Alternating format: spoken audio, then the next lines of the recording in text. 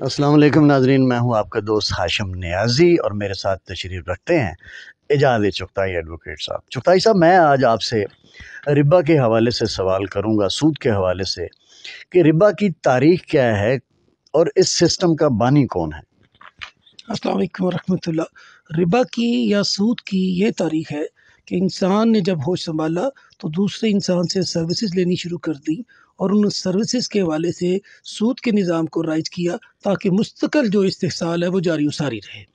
اچھا چغتائی صاحب، قرآن پاک میں جب اللہ تعالیٰ نے اس سود کی ممانعت کی اور واضح طور پہ اس کے احکامات آئے کہ سود حرام ہے، وہ کون سی آیات ہیں جو قرآن پاک میں آئی ہیں؟ قرآن پاک میں اس کے اوپر جو بنیادی آیت ہے وہ سورہ البقرہ آیت نمبر 278 279 ہے، جس میں یہ بات کی گئی کیٹیگریکلی کہ تم اس سود سے باز آ جاؤ، اس کو چھوڑ دو، اور اگر تم باز نہیں آتے، اگر تم اس کو نہیں چھوڑتے تو کیٹیگریکلی یہ لفظ استعمال ہوئے فَاذَنُوا بِحَرْبٍ مِّنَ اللَّہِ، تو تم اللہ اور اس کے رسول کے ساتھ جنگ کے لیے تیار ہو جاؤ۔ اچھا چغتائی صاحب، یہ بتائیے کہ اس زمانے میں بیفور اسلام کی میں بات کر رہا ہوں، پیغمبر حضور پاک صلی اللہ علیہ وسلم کی آمد سے پہلے یہ سسٹم کیسے چل رہا تھا اور کن لوگوں کا غلبہ تھا اور کون سے لوگ تھے یہ جو کاروبار کو لیڈ کر رہے تھے؟ کاروبار کے لیڈر، چیمپئن اور اکانومی کی ساری جو دیکھ ریکھ تھی وہ آل ابراہیم کی یہودی نسل کے پاس تھی، اچھا، اور وہی اس کو لیڈ کر رہے اور تھے؟ وہی اس کو لیڈ کر رہے تھے، اور سود کے بانی بھی وہ تھے، سود کے بینیفیشری بھی وہ تھے، اور انہوں نے اسی نظام کے تحت باقی قبائل کو اپنا دست نگر بنا رکھا تھا۔ اس میں نقصانات کیا تھے انسانیت کے حوالے سے؟ انسانیت کے حوالے سے اس میں ایک ہی نقصان ہے کہ انسان کی جو بنیادی ایفرٹ ہے، لیبر ہے، اس کو جو ہے وہ لوٹ لیا جاتا ہے، اور کیپٹل منی وہ چاہے سونے کی شکل میں ہو، وہ منی ہی جنریٹ کرتا ہے، منی لیبر کر لیتا ہے۔ جو انسان کی لیبر ہے وہ مائنس سے مائنس چلی جاتی ہے اور اس کی قدر جو ہے وہ معاشرے میں ختم ہو جاتی ہے۔ اچھا، ہندوستان اور پاکستان بیفور پارٹیشن ہندوستان میں کیا سسٹم چل رہا تھا؟ ہندوستان میں جو سسٹم چل رہا تھا وہ اب بھی وہی ہے، وہ سود کا نظام تھا جس کو مہاجنی سود بولتے ہیں، جو کہ جس کو ہندو سسٹم بولتے ہیں۔ اس کے لیے اس کے پاس ریڈ بک تھی، ریڈ بک میں وہ باقاعدہ لکھا کرتا تھا کہ میں نے 10 روپے دیے ہیں اور فکسڈ اماؤنٹ کے اوپر آپ نے اتنی جو اماؤنٹ ہے وہ آگے مجھے بطور انٹرسٹ، بطور سود، اس کا نام رکھتا تھا بیاج، کہ جی وہ بیاج جو ہے وہ آپ نے دینا ہے، اسی کو سود، آج کل اس کو سروسز انٹرسٹ کہا جاتا ہے۔ اچھا، اور وہ بیاج جسے بنیا لوگ عام طور پہ کہتے تھے، اور وہ جو بنیے ہیں وہ نسل در نسل لاگو کرتا تھا اس سسٹم، اور لوگ نسل در نسل سود دیتے تھے، لیکن سود ختم نہیں ہوتا تھا۔ جی، وہ سود کی نیچر ہی ایسی ہوتی ہے، سود کو رکھا اس طرح جاتا ہے، بینکنگ سسٹم بھی یہی ہے کہ وہ ایسا خوبصورت پیکج بنا دیا جائے کہ بعد میں وہ سود پہ کوئی اس کے پروٹوکول پہ پورا ہی نہ اتر سکے، اس کی شرائط کو پورا نہ کر سکنے کا جو پلان ہے وہ یہ تھا کہ ان کو اس میں پھنسا لیا جائے، پھر نسل در نسل جو ہے ان کو غلام بنایا رکھا۔ اور وہ دوسرا سسٹم آپ بتا رہے تھے باٹا کا، باٹا ہاں جی، کیا تھا؟ وہ باٹا باٹر سسٹم ہے، اس میں جو جنس ہوتی ہے جس کو گرام بولتے ہیں، جس کو چنا بولتے ہیں، اس چنے سے پھر ویٹ بن گیا 1 کلو گرام، گرام ایکچولی چنے ہی کو بولتے ہیں۔ جی جی تو فصلوں کی آپس میں ٹرانزیکشن کی بنیاد پہ یہ سارا معاملہ جو ہے وہ سیٹل ہو جاتا تھا، اور فصلوں کے ایکسچینج سے ساری سروسز جو ہے وہ لی جاتی تھیں اور دی جاتی تھیں، اور ساری زندگی کے معاملات جو ہیں وہ فصل کو باقاعدہ کیش کراپ کے طور پہ استعمال کر کے کام کیے جاتے تھے، اسی لیے اس کو فصل کو کیش کراپ بولا جاتا تھا۔ چغتائی صاحب، اس وقت موجودہ زمانے میں کافی سالوں سے یہ پریکٹس ہے کہ ہمارا بینکاری جو سسٹم ہے، نظام ہے، وہ سارے کا سارا سود پہ چل رہا ہے۔ یہ بتائیے کہ پہلی دفعہ کب پاکستان میں اور کن لوگوں نے سود کے خلاف موومنٹ شروع کی اور کوشش کی، عدالتی طور پر عدالتوں میں گئے، فیڈرل شریعت کورٹ میں گئے، اور ان کی یہ خواہش تھی کہ کسی طریقے سے یہ سسٹم پاکستان سے ختم ہو، اور پاکستان کا جو جتنا نظام ہے وہ سارا بینکاری جتنا بھی سسٹم چل رہا ہے سود کے بغیر چلے اور اسلامک پوائنٹ آف ویو سے چلے۔ وہ کب گئے عدالتوں میں؟ میں یہ گزارش کرنا چاہتا ہوں کہ 1940 میں اس کے خلاف ریولٹ ہوا، اس ربا کے خلاف، اس سود کے خلاف، اس استحصال کے خلاف، ہندو مہاجن کے خلاف، ان کے اس نظام کے خلاف، اور وہ جو قرارداد لاہور ہے اسی کو آئین کا حصہ آرٹیکل 2A میں بنا دیا گیا اور اسی قرارداد کی ورڈنگ کو الفاظ کو آئین کا درجہ دے دیا گیا.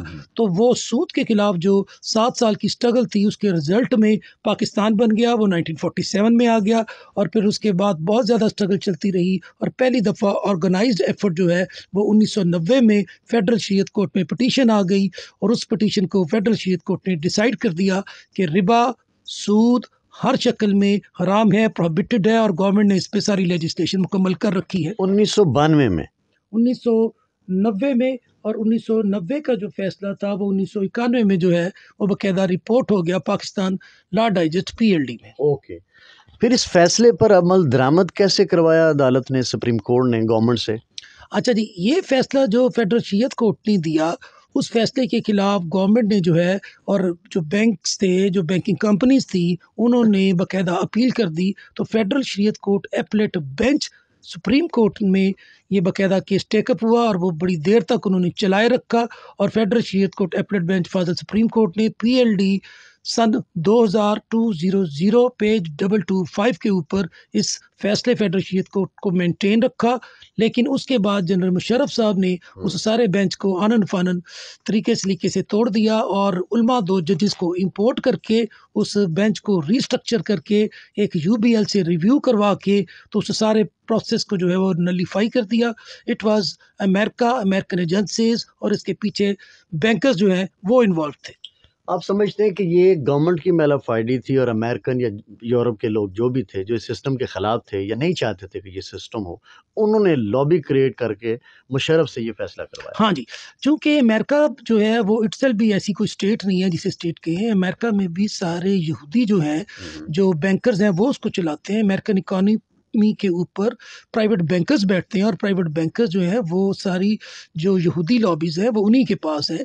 اور یہودی لابیز اور یہودی ہمسیف جو ہیں جو اپنے آپ کو یہ سمجھتے ہیں کہ ہم صرف واحد انسان ہم ہی یہ ہیں, تو غیر انسان انہوں نے ڈکلیئر کر دیا باقی لوگوں کو اور اس کو سود کو آل یہود سے نکال کے باقی لوگوں پہ انہوں نے اپلائی کرنا شروع کر دیا. اوکے, تو مجھے بتائیے کہ گورنمنٹ نے, آپ کہتے ہیں کہ پوری لیجسلیشن جو ہے وہ تیار ہو چکی جی ہے, پورا کام کیا اور کئی سال تک, کئی مہینوں تک کام کیا, اس کا کیا بنا ہے؟ سر اس کا ہوا یہ کہ جب 1991 میں باقاعدہ فیڈرل شریعت کورٹ کی ججمنٹ آ گئی ربا کے سود کے خلاف اور اسی کو فیڈرل شریعت کورٹ ایپلیٹ بینچ فاضل سپریم کورٹ نے انڈورس کر دیا, تو UBL کے ذریعے میں نے گزارش کی کہ وہ ریویو ہو گیا فیصلہ. ریویو ہونے کے بعد اس فیصلے کو جو ہے ریمٹ اور ریمانڈ کر دیا گیا اور وہ فیصلہ اب دوبارہ فیڈرل شریعت کورٹ کے پاس پڑا ہوا ہے ری ڈیسائیڈ کرنے کے. کتنے سالوں سے پڑا ہوا ہے چغتائی صاحب؟ سر سن 2002-3 کے بعد سے آنورڈ جو ہے وہ معاملہ اب تک جو ہے وہ سرد خانے میں پڑا ہوا ہے. کیوں سرد خانے میں پڑا ہوا ہے؟ کیا اس کیس کو کوئی پرسو نہیں کر رہا؟ سر اس کو بڑا ہاٹلی پرسو کیا جا رہا ہے, لیکن پرابلم یہ ہے کہ فیڈرل شریعت کورٹ کی جو ججز ہوتے ہیں ان کی اپوائنٹمنٹ چونکہ تھرو نوٹیفیکیشن ہوتی ہے, تو تھرو نوٹیفیکیشن جو ہے جب وہ میچور ہونے لگتے ہیں تو ان کو ڈی نوٹیفائی کر دیا جاتا ہے, اس لیے بینچ کو کام نہیں کرنے دیا جا رہا. تو آپ نہیں سمجھتے کہ اس کے خلاف بھی تو پبلک کو نکلنا چاہیے, کوئی ایکشن کرنا چاہیے؟ یہاں تو بہت زیادہ علماء حضرات ہیں, وہ ہر روز کوئی نہ کوئی کسی نہ کسی ایشو پر اپنی ڈیبیٹ کرتے ہیں, پروٹیسٹ بھی کرتے ہیں. تو اس ایشو جو کہ بڑا ہی امپورٹنٹ ہے ہمارے لیے, اس کے اوپر کیوں نہیں آگے آ کے احتجاج کرتے, پروٹیسٹ کرتے, کیوں نہیں کرتے؟ تنظیم اسلامی ڈاکٹر اسرار احمد صاحب کے جو 2 بیٹے ہیں ان میں سے جو ایک بیٹے ہیں انہوں نے اس کے اوپر بہت لمبی چوڑی سٹرگل کی ہوئی ہے اور اس سٹرگل میں باقاعدہ وہ شامل ہے اور اس سٹرگل کو انہوں نے جاری رکھا ہوا ہے. لیکن فیڈرل شریعت کورٹ میں جو اسٹیٹ بینک آف پاکستان ہے جو کہ ہیڈ ہے فائنینشیل انسٹیٹیوشنز کا, وہ اعلی کار بنا ہوا ہے پرائیویٹ بینکرز, انٹرنیشنل بینکرز کا, اس لیے وہ ان کو آگے پروسیڈ نہیں کرنے دیتا اور انہوں نے جیورسڈکشن کے پوائنٹ پہ اختیار سماعت ہی کے اوپر جو ہے بحث در بحث میں اس معاملے کو الجھا رکھا ہے. چغتائی صاحب, میں نے سنا ہے کہ آپ نے ایک ریکوزیشن تیار کی ہے اس حوالے سے اور آپ بہت جلد یہ بار روم میں آپ موو کرنا چاہ رہے ہیں. آپ کا کیا مقصد کیا ہے, کیا عزائم ہے اس ریکوزیشن کو بار میں موو کرنے کے حوالے سے؟ ہمارے بالکل وہی عزائم ہیں جو کہ قرآن پاک کے عین مطابق ہے اور ان صلاتی و نسکی و محیای و مماتی للہ رب العالمین کے مطابق ہم یہ چاہتے ہیں کہ قرآن پاک کے جو اکانومک پرنسپلز ہیں ان کے مطابق جو ہے سارا میٹر جو ہے اکانومی اور سوشل ویلفیئر اور سوشل اکانومی کے حوالے سے میٹر جو ہے وہ باقاعدہ وہی ججمنٹ جو فاضل سپریم کورٹ کی ہے وہ بحال ہو اور بحال ہو کے ایکسرسائز ہو تاکہ لوگوں کا استحصال جو ہے وہ بند ہو سکے۔ چغتائی صاحب، از اٹ ایزی؟ یہ آسان ہے اس وقت موجودہ دور میں بینکاری سسٹم جو پوری آل اوور دا ورلڈ چل رہا ہے، کیسے اس کو مینیج کریں گے؟ اور کیا مثالیں ہیں پوری دنیا میں جو اسلامک بینکنگ کے حوالے سے، کہاں کون سے ممالک میں یہ سسٹم جو ہے بڑا کامیابی کے ساتھ چل رہا ہے اور جس کی وجہ سے پاکستان میں یہ سسٹم کامیاب ہو سکتا ہے؟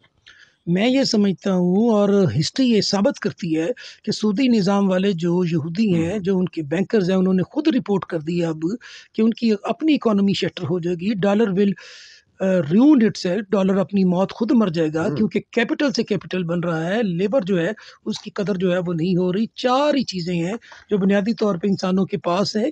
پہلی چیز جو ہے وہ گفٹ ہے، گفٹ میں انسان کی محنت بھی شامل نہیں ہوتی اور انسان کا کیپٹل بھی استعمال نہیں ہوتا، دونوں اس کو مل جاتی ہیں۔ دوسری چیز لیبر ہے، لیبر میں انسان سرمایہ نہیں لگاتا، اپنی ہیومن سکل کو، ہیومن ایفرٹ کو استعمال کرتا ہے۔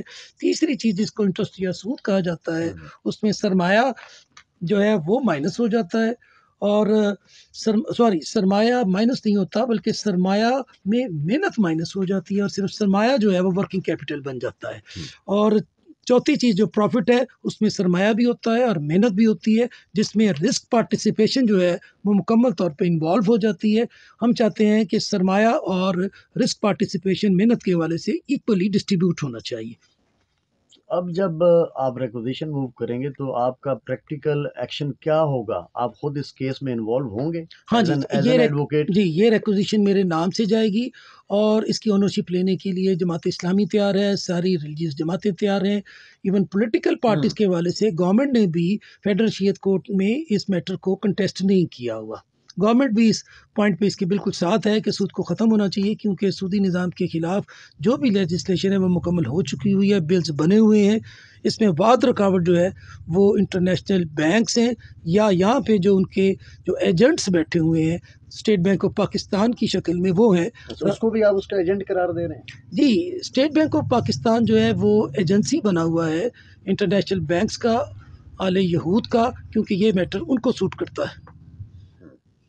بہت شکریہ چغتائی صاحب، میں امید کرتا ہوں کہ دوستوں کے اس چیز کی ربا کے حوالے سے کافی سوالوں کے جواب ملے ہوں گے اور انہوں نے اس کو سمجھا ہوگا۔